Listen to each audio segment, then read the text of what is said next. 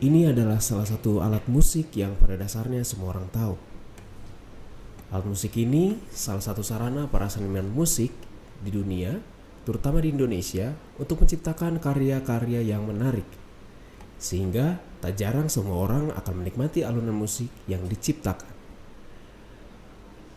Mari bedah buku kali ini, kita akan membahas mengenai lahirnya musik dan ensiklopedi instrumen musik. Buku ini merupakan sebuah ensiklopedi lengkap tentang instrumen musik, meliputi semua bagian orkes, dawai, alat tiup, perkusi, papan tuts, serta penyanyi, termasuk juga tentang sejarah, instrumen langka dan non-barat.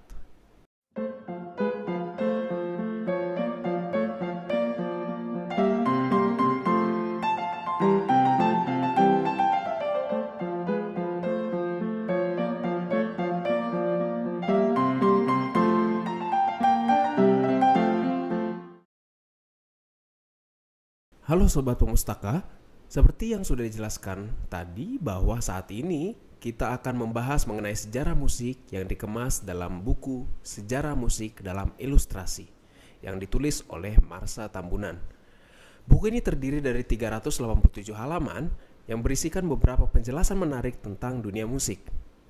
Buku ini menceritakan tentang lahirnya musik dari zaman kuno hingga saat musik modern saat ini. Buku ini dibagi dari beberapa bab yang masing-masing membahas mengenai perkembangan musik pada periode tertentu.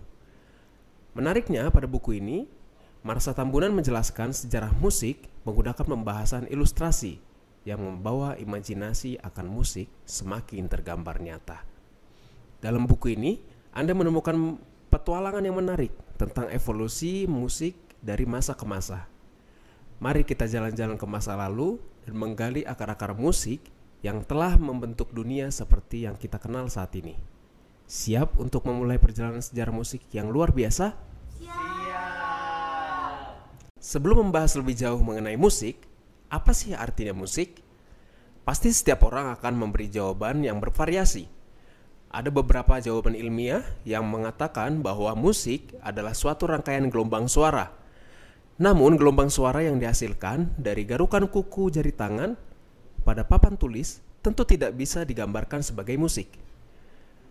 Begitu banyak hewan seperti paus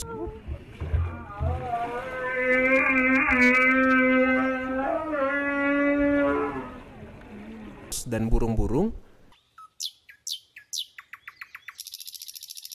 tampaknya menggunakan musik sebagai alat komunikasi mereka.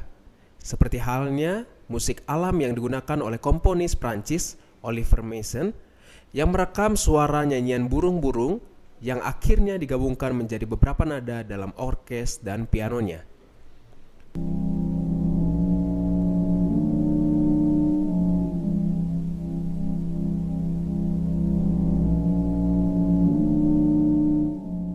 Apa yang tidak termasuk musik?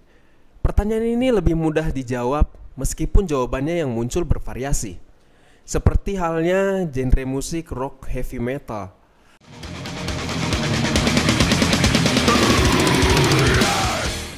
Merupakan musik, namun bagi orang lain, suara itu hanya membuat kegaduhan dan memekakkan telinga. Andre Vervin suatu kali ditanya perbedaan musik populer dan musik klasik. Lalu ia menjawab bahwa tidak ada sesuatu pun yang bisa dikategorikan menjadi musik populer atau musik klasik. Yang ada hanyalah musik baik dan musik tidak baik. Begitu banyak karya-karya klasik yang sangat bagus, namun masyarakat tidak menghargai lembaran manuskrip tempat karya itu dituliskan. Mendengarkan musik adalah suatu pengalaman psikomatis yang berarti mempromosikan keselarasan dan kedamaian, mempertahankan suatu kekuatan untuk penentraman hati dan kepuasan batin yang berasal jauh dari dalam jiwa manusia. Musik membawa manusia mengerti akan artinya hidup. Tanpa musik, manusia tidak memiliki gairah untuk menjalani hidup. Instrumen musik sudah ada pada zaman primitif yang diawali dengan mengetuk batu kerikil, meniup tulang, atau cabang-cabang berongga sehingga menghasilkan suara dari objek tersebut. Artikulasi irama tempo yang ditimbulkan oleh sebuah instrumen musik dari berbagai jenis adalah jauh lebih tua dibandingkan dari konstruksi instrumen musik sebenarnya. Instrumen yang pertama tak lain suara manusia itu sendiri dan nyanyian ritual yang disertai dengan tepuk tangan dan ketukan kaki. Seiring berjalannya waktu, hal itu berkembang menjadi alat musik yang bisa dimainkan dengan cara mengetukkan benda seperti batang kayu atau batu sehingga menghasilkan suara yang berbeda. Menurut bukti arkeologi awal, penggunaan instrumen musik tercatat sejak 3000 sebelum Masehi. Sejak saat itu, masyarakat Sumeria yang tinggal di tanah bulan sawit Mesopotamia memiliki instrumen musik berskala luas, mencakup lira, harpa, dan suling dari buluh yang mungkin telah dimainkan sebagai suatu ensemble.